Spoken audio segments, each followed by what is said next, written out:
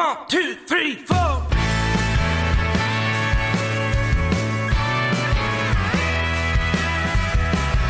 right, welcome back to Country and Cold Cans. I'm Logan, sitting here with Trucker Andy and Kyle. Be sure to give us 5 stars and a great review on Apple Podcasts and Spotify. Click the subscribe button, share it with your friends, and stream the hell out of it.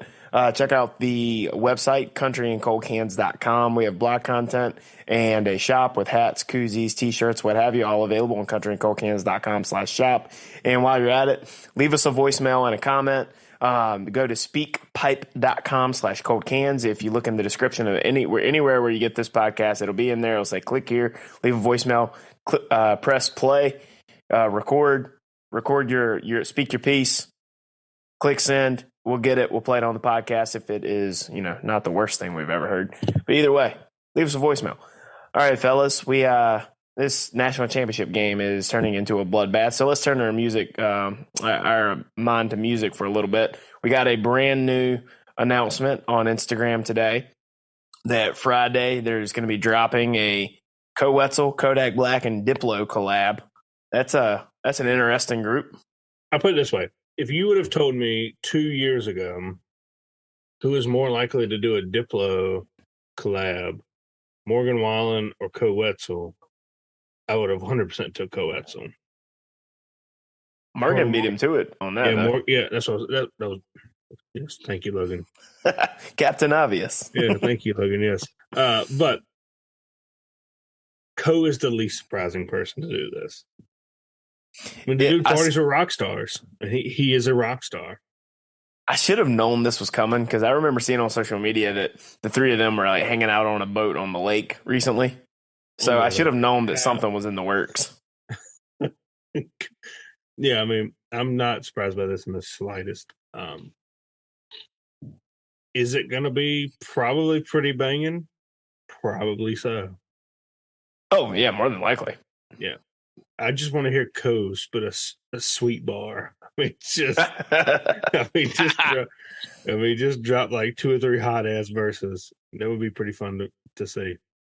I find it funny that this is coming right on the heels of his announced next project being a country record too. And he's like, you know what, we did the rock era, but before we get to the country album, you know what I'm gonna do? I'm gonna drop some shit with Diplo and Kodak Black.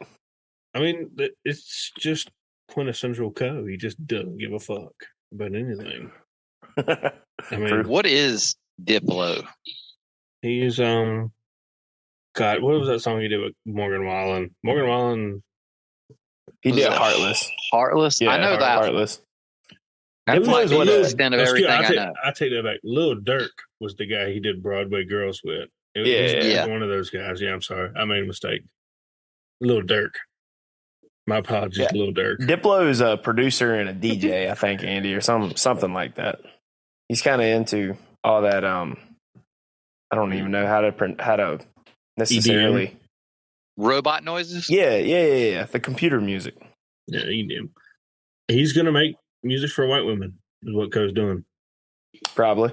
I don't know why white women, especially white women, love just the house music, as they call it. Yeah, DJ house music. Isn't that what all those big booty mixes that these girls keep talking about? No, don't be passive aggressive. You're exclusively singling out Bailey. Look, all right, this is a funny story. She's not the only one. I see a bunch of girls on Barstool videos talking about big booty mixes. I thought it was just somebody's playlist. So there are playlists, but I got I hit my limit.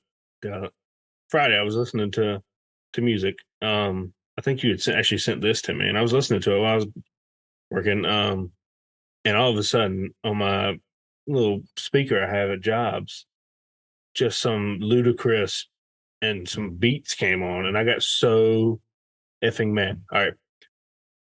Do any of y'all have you ever shared a Spotify account? No. Right. Nope. Okay. So it's who are Andy and I going to share a Spotify with? Well, I didn't know if you. But anyway, I had the single thing, but in the bottom of your screen, it's not showing up on there. If you play to your computer or whatever on your iPhone, it shows you what you're playing on. You know what I'm talking about? Yeah. Yeah. So if me and Bailey are using it, she can open Spotify and it'll say playing on Kyle's iPhone. And if she's on it, it says playing on Bailey's iPhone. She claims it never says that. But I'd never believe her because magically I always see it and she never sees it. But I'll be in the middle of listening to an album or listening to a podcast, and all of a sudden it's just some trash ass big booty mixes. And I get so infuriated, not only because I'm deeply embarrassed that whatever this shit is playing. Anyway, I lost my cool and I said, you know what? Fuck it. I'm buying Spotify Duo. Because I am tired of this shit. I am just absolutely tired of it. I lost my cool. She was like, I never see it. And I was like, bullshit, you don't see it. I always see it when you're on there, and I am respectful. That was the straw that broke the camel's back. Yeah, I see mixes. I see that you are listening to something, and I would just download my music passively in the background, and I would tell you, I'm gonna go offline. Text you every time, and you never do it. You're just like, oh, fuck it. And what pisses me more is I pay for the fucking Spotify. Right. And you have no respect.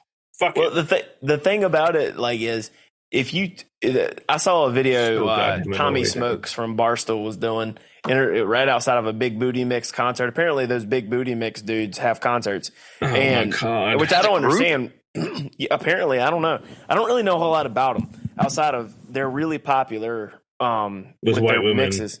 Yeah, but these folks that like love the Big Booty Mixes, they know which mixes they like. Like they can. Yes, Bailey knows which one she likes. It's like, and they're literally all labeled Big Booty Mix 1, Big Booty Mix 17, Big Booty Mix 18. How do you keep that straight?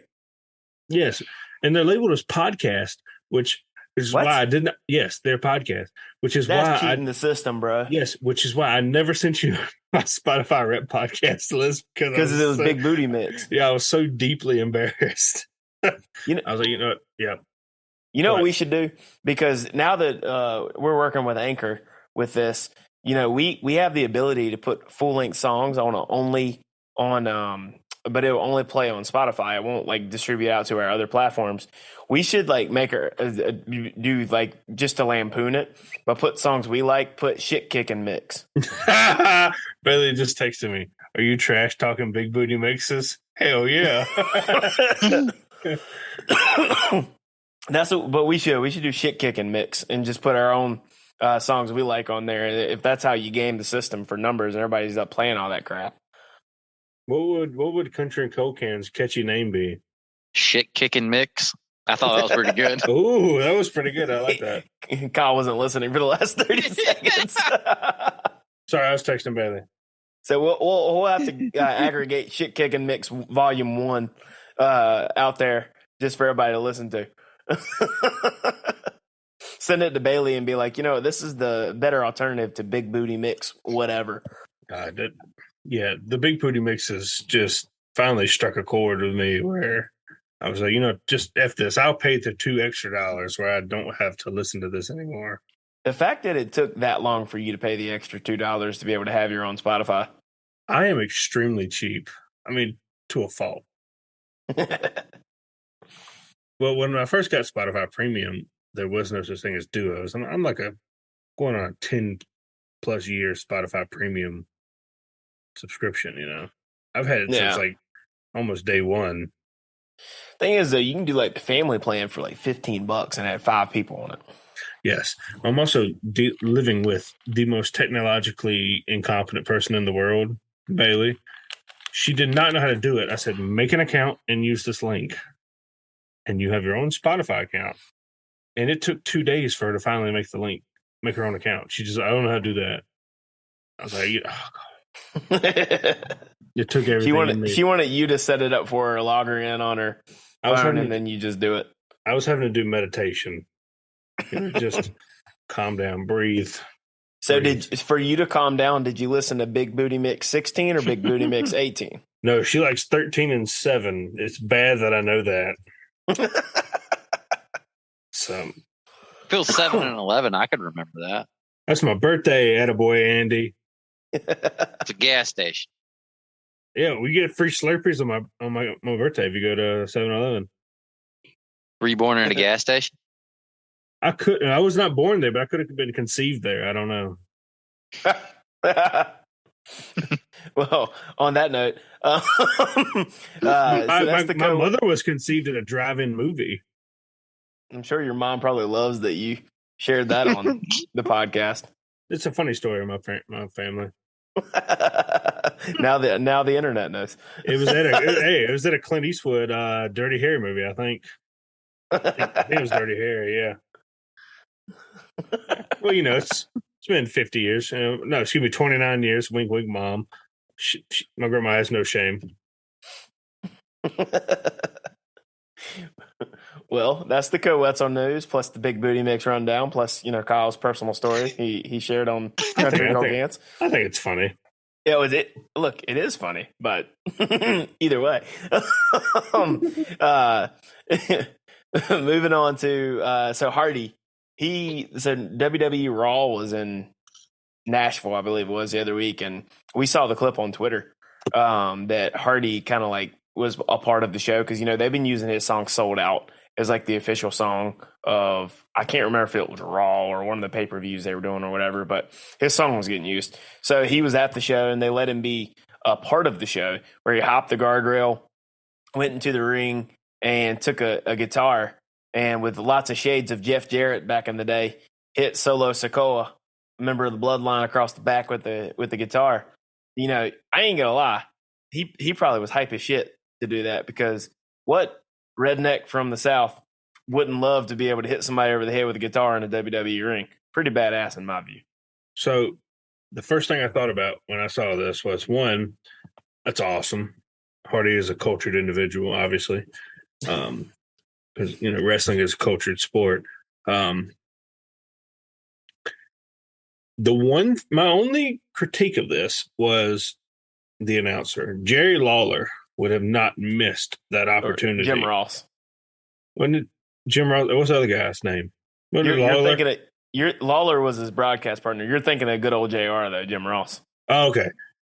My apologies for the WWE stance. Swine. Yeah. I am. I am becoming cultured thanks to you and Carter. I'm slowly getting there. He would have not have missed the opportunity. The announcing was subpar, if I do say so myself. They would have not missed that opportunity to just come up with an awesome catchphrase for just busting that guitar on a dude's back.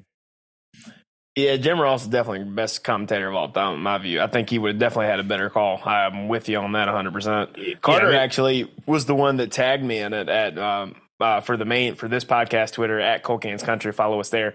But Carter has his wrestling Twitter associated with Coke Hands Network. Coke Hands Wrestling. That's WRASSLIN. Coke Hands Wrestling. Follow Carter there if you're into pro wrestling.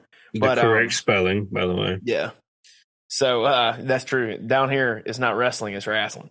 But yeah, I saw that and I was just like, all my inner 13-year-old in me jumped up and was like, "Hell yeah, Hardy!" Back on! Because like, funny story is, I actually, as a kid, tried to wake my dad up, and I've always been a Jeff Jarrett fan. Right, that was like his signature thing, hitting people over the head with the guitar. Tried to wake my dad up to go like to the baseball field or something. He told me, and he wouldn't wake up. I was probably like 5 or 6 years old. He was taking a nap on the couch, and I went and got my little child guitar and hit my dad over the head on the couch when he was sleeping. So, I needless to say, I can relate to the urge to want to hit somebody with a guitar.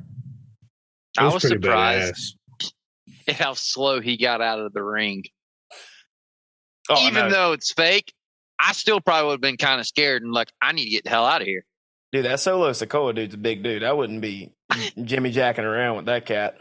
I wouldn't be slowly sliding under the rope. I'd be out of that biatch. Well, yeah. I mean, he did that, but he also, what's his name? Something Sinaloa? What? Solo Sikoa. Sikoa. Excuse me, I said Sinaloa, the cartel. He went looking for him, and Hardy was nowhere to be found. I was like, it would have been hilarious if like Hardy was just like up in the stands in the press suite, and they just flashed to him, and he's like, "What are you gonna do?" Yeah, it was missing some showmanship, but that's WWE for you. But yeah, it is. It ain't like it used to be in the old days, and Stone Cold was cracking beers. But either way, it was cool to see Hardy involved. Yeah, awesome to see. Yeah. I know he's not formally trained, which is why they probably got him out of the ring. but it would have been pretty badass to just watch. Which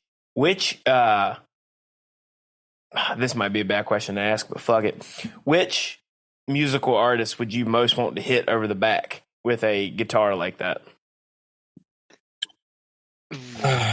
Yeah. What's the guy that sings the Apple? What's the guy that sings the Applebee's song? Oh, Walker Hayes. Yeah, I would like to hit him genuinely with like a steel guitar. A steel guitar, not even an acoustic guitar? No, a steel guitar. Yeah. Jeez, Kyle. That'll hurt. That man does have a family. That's just the consequences. Yeah. Yeah, girl or you girl. What was the song I picked? It was so terrible. You girl or something. Yeah, it was you as in the letter U, girl, GURL. That song alone is worth like hitting someone probably with a vehicle, but I would stick to Shades of Rikishi for the wrestling fans out there. Yeah, I would probably stick to a steel guitar. Andrew. Andy? And you know your name's misspelled in the Zoom.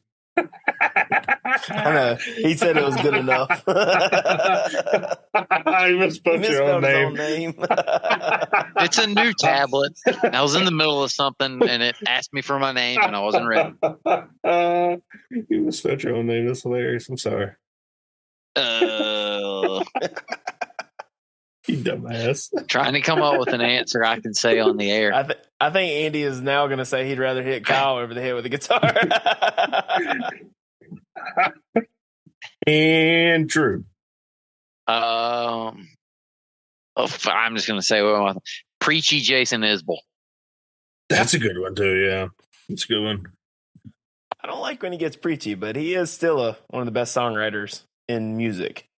I don't like when anybody gets preachy. I don't like when anybody gets preachy either. I don't care if you're left, right, center, or if you're part of the damn Green Party. It don't matter to me. I don't like anybody preaching to me. Well, let us know in the comments or Logan, who would you get? Function. Yeah, I don't really have somebody that I want to like. You got to hit somebody. You got to hit somebody. WWE style, right? Yeah. It's a gimmicked guitar. Yeah. Stuff because I don't really have anybody that I really want to hit. I'll tell you who I'd hit.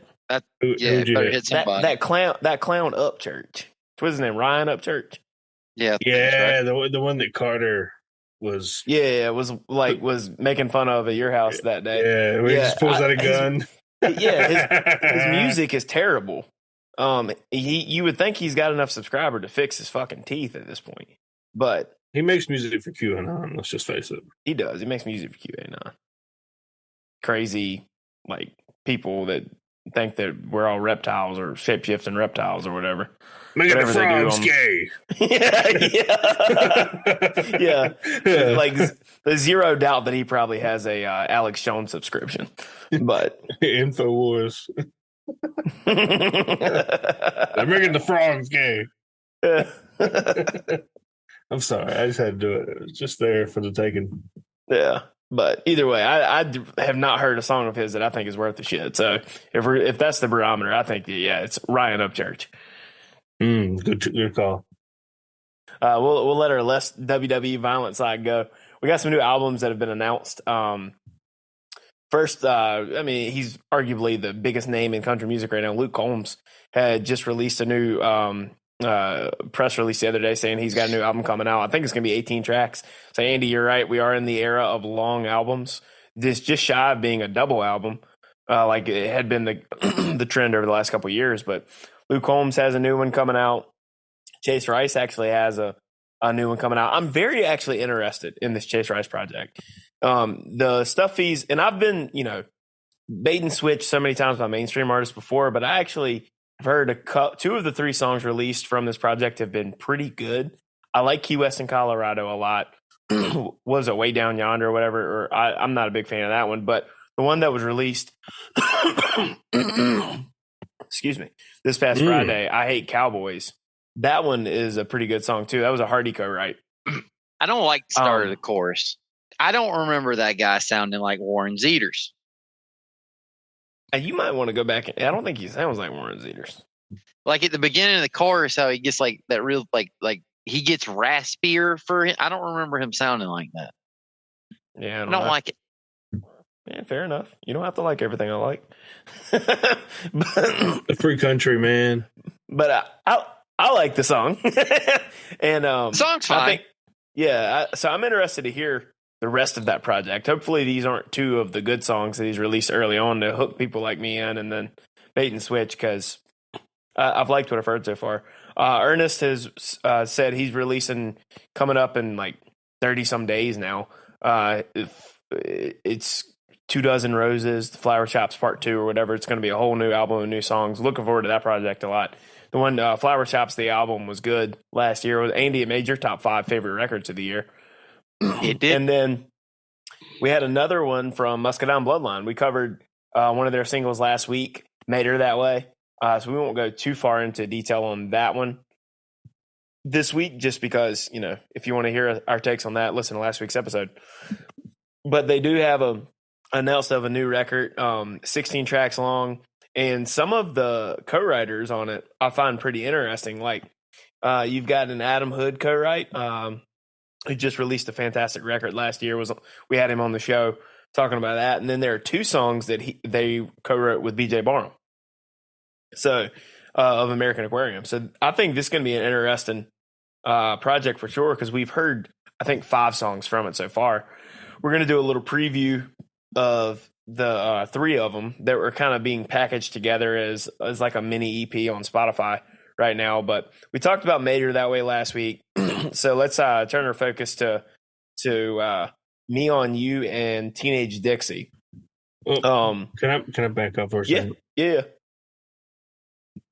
Andy said we're in the age of long albums.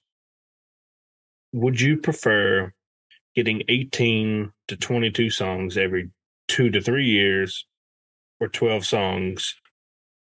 Let's say you get 18 to 22 every 3 to 4 years versus 12 songs every other year. Which would you prefer? 12. My answer depends on the quality of the song. I'm a believer that you don't have to have a ton of songs. Like I'm okay with 8 to 9 song albums if it's all killer, no filler. Sure, yeah. I think that might be in the history books, but because every album in recent history has had at least one kind of filler song. Yeah. Or an intro and an outro, which I don't really count, but they do on the album. But right. I was just always curious, because if it's taking 3 to 4 years to get an 18-track album, why not just do an EP and then a 12-track album? I think we will go back to standard length albums. But you mean, yeah, I would like that because that way you're getting something at least every year. I don't see this rate of double, triple albums being sustainable. People are going to run out of shit to say. Well, you say that, but we did set the line for Zach Bryan at 27 and a half. It's true. Which is a high number, and I think everyone took the over except me. I think he's in an enigma. If that word means what I think it means. Yeah, I think you used it right that time. Yeah, he's certainly different than your average bear, but well, of course he is. He's human. Okay, yeah. I mean, that was like a, I don't know, it was like a saying, I guess. I don't even know the word for it. But you put me on the spot, Andy. Thanks. I don't really know what that's called. But not everybody's Zach Bryan. And, Zach Bryan can be taxing to listen to, especially the first time.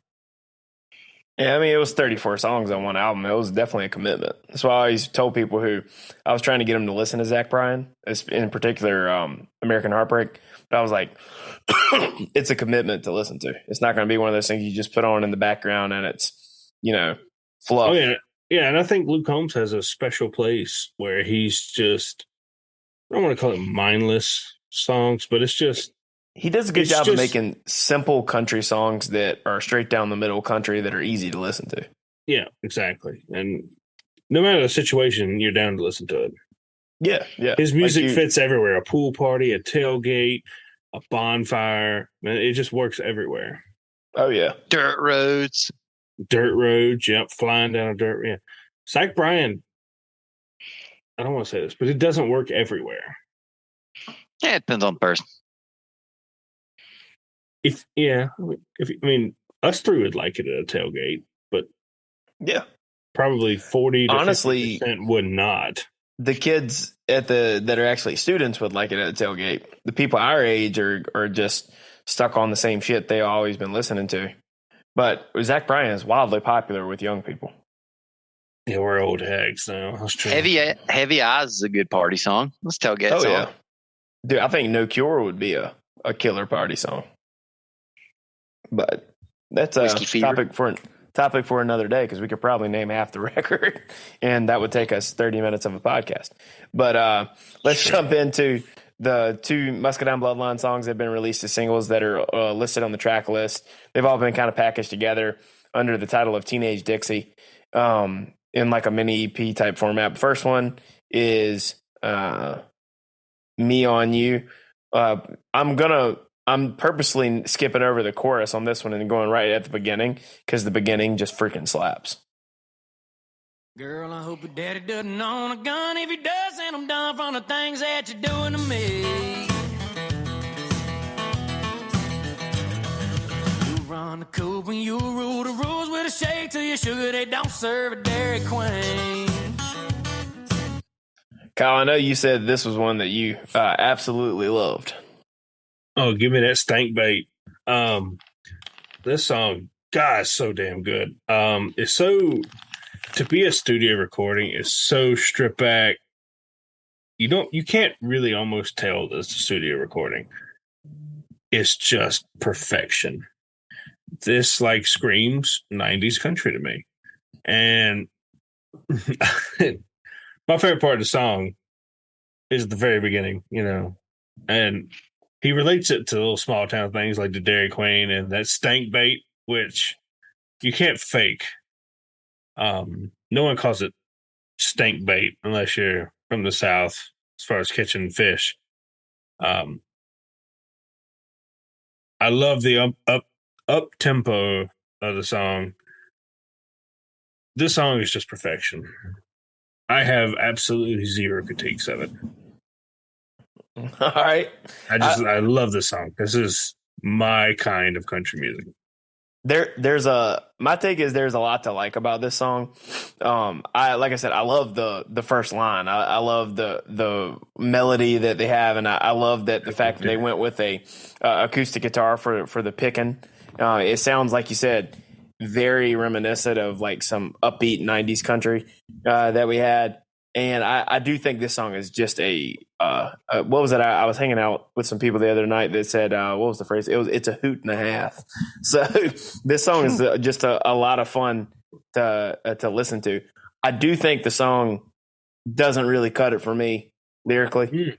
I think it's a little bit like, which is fine because it's meant to be a fun song, but it's not. There isn't a whole lot there compared to some of their other stuff, but it's still a fun song. Not every song needs to be, the deepest song in the world. So I don't really knock it for that. I like fun songs that don't have to be telling a short story in 3.5 minutes.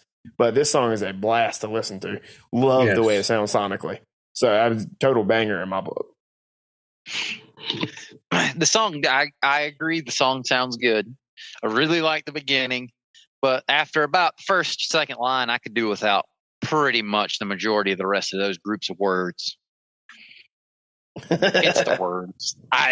After the first two lines, I'm a little bit out on the words. You guys think this is going to be a radio single? Because this is on every of the like 3 groupings. This is on every single one of them. I mean, they're in a tough spot with radio single because they're not on a label. Like, they're independent. So there's only going to be so much radio play coming for them. Because this is the one that's on all the like little EP deals for the singles. This is the one that's on all of them. I think this was the lead single. Yeah, it's got a whole lot more plays on Spotify than the other two. Like their whole thing is like they do well with the streaming, but like I don't think it's going to get any radio play. Well, Zach Bryan lead single is probably what I was going for. Yeah, Zach Bryan has a deal with a major label. Oh, he does? Okay. Yeah. Because I sent that to you the other day. not only was it on country radio, it was on small town country radio. Yeah. Not even 102.3. Yes, sir. WPTM. But yeah, when I saw that, I was like, wow. Because I'd heard him on QDR, which is a major metropolitan country station. But the local station, which is, I live in a small town, in case you didn't know.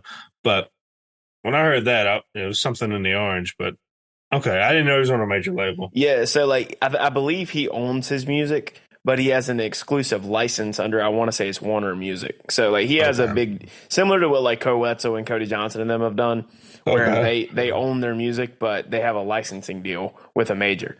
So that helps him out with like the promotion. And then also Zach Bryan's just so big, you can't really ignore him, especially when you've got the backing of a major behind him. But yeah, like Muscadine is a like fully independent group, and which is impressive. Their career has been as successful as they have. Like, you know, I always like tip my cap to independent artists, that especially when they reach kind of like the level that they have. And the interesting thing about Muscadine Bloodline is if you listen to their early stuff, it's 2020, and they'll even tell you this is like really the difference in their sound. They had a lot more of a poppy or a pop friendly sound early on, but they said in 2020 they decided they just wanted to make what they wanted to make instead of trying to chase popularity.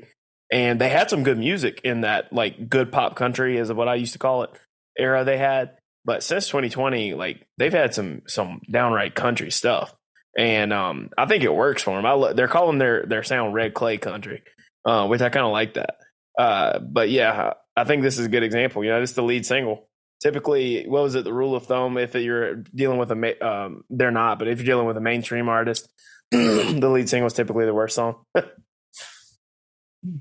So I like this song. That's the worst one. Yeah. It's a blacker, man. It's just a chef's kiss. Oh, yeah. Next one up is Teenage Dixie. Saw this one on TikTok the couple days before it released. They played some clips of it, and I was like, I think I'm really going to like this song, and I can definitely say I do. Godspeed to Teenage Dixie. If you want her back, get your ass to Birmingham. Bet you're thinking that she probably miss me. She don't know it now, but she don't give a damn about.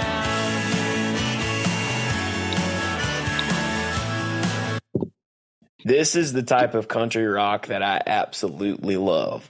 Between the harmonica and then the country melody, but at the same time, you got a little bit of a rock guitar mixed in with it. This is right up my alley, man. And then, like, I love the opening line to the both the song and the chorus, but with the chorus where it's like, Godspeed to Teenage Dixie. If you want her back, get your ass to Birmingham. This song is interesting that it tells the story from a perspective of a peaked in high school kind of dude who, you know, was the star. He was the cool kid, was the quarterback. But you know what? After he graduated high school, he didn't move on. Everybody else did. His pretty little girlfriend that was the homecoming queen, she's moved on down to Birmingham. Their people are going to college. They're moving on with their lives. And that high school championship that he led them to is only good for a couple PBRs. So what the hell is all that actually worth in the long run? I find it interesting coming from the perspective of the peaked in high school kid going through it himself and having the realization, as opposed to someone coming back and seeing and like narrating what those people are doing. I love this song. Fantastic song. Andy? Yeah, I really like this song. Basically, for everything you said, I like what you said about the PBR saying she called it then, and here I am. I like, what is Teenage Dixie? He's just talking about like the glory years, the teenage years in Dixie being the South. Okay, so being a teenager in the South. Yeah, being a teenager in Dixie. Okay, I'll follow you now. That was my take on it. That makes probably the most sense. And do you guys know why he said to get your ass to Birmingham, other than that's where she went? That's what I took away from it. That's where she's at. Yeah, that's just what I would have just thought that, because the whole time I feel like this guy would have like listed a college town or something, but that's fair. Yeah. Well, like Tuscaloosa or UAB's in Birmingham. UAB's there in Birmingham. I've never heard of that. Yeah, but I mean, it's harder to fit Tuscaloosa in that like the syllables Tuscaloosa in for like Birmingham, and also rhyming patterns. Some of it is not so much the deeper aspects, Facts, man. just what works. Facts. Yeah, Auburn and Tuscaloosa don't really work. Those are the two big college towns in Alabama. Facts matter, man. Andy sometimes doesn't like that people pick certain words because of rhyming patterns rather than the geography. As a truck driver, that offends him. Well, maybe there's like a super prestigious liberal arts college in Birmingham that we just don't know about. Huh, Andy? Huh? It's like, anybody cares about that. Or if we're actually being like, real here, if we're being real here and we're talking about small southern towns and girls, what are the two most popular, like at least based on our hometown, two most popular majors that girls went to school for when they went to college? Nursing. That's one. All right, nursing and teaching. Teaching, that's the other. Yeah, we need both of them, you know. I'm not mad at you girls. Do your thing.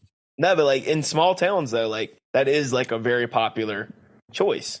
So I mean, because you can come back and do it. You can come back and do it always. Exactly. You can live almost anywhere and be a teacher or a nurse. It's a smart career path, but sure, yeah, 100%. Yeah, this song's great, man.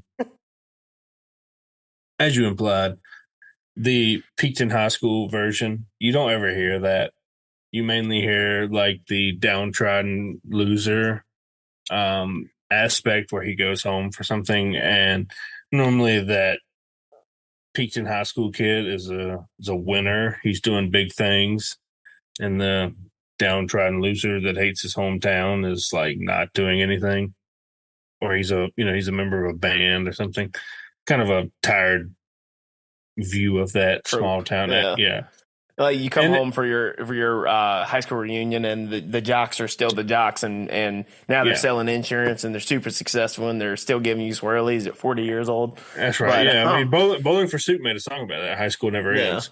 But it's interesting, and it's really creative and new that he made a song being the jock and the super successful kid in high school that, like you said, just peaked, and he doesn't really know it. Doesn't know what to do. And look, it's not like he's a complete, he's loser. Fuck up. He's got 4 10s down at the DuPont.